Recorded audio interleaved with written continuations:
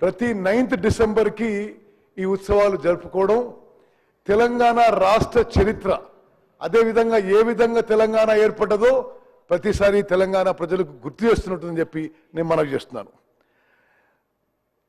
Speaker sir, మీ ద్వారా సభకి తెలంగాణ ప్రజలకి నేను 2-3 అంశాలు ఈ సందర్భంగా గుర్తు చేయదలుచుకున్నా.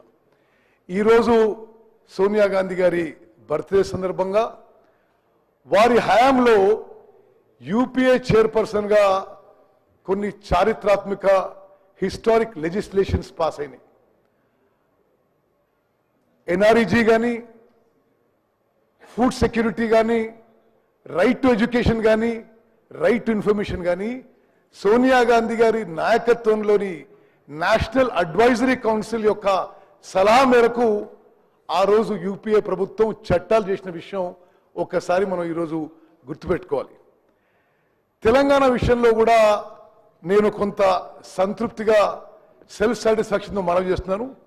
తెలంగాణ రాష్ట్ర ఏర్పాటులో ఎంత మినిస్క్యూల్ పర్సంటేజ్ అయినా నాది కూడా కొంత కీలక క్రియాశీలక పాత్ర ఉండడం అది నాకు జీవితాంతం సంతోషం చెప్పి నేను మనవి చేస్తున్నాను. 9 డిసెంబర్న చిదంబరం గారు ప్రకటన తర్వాత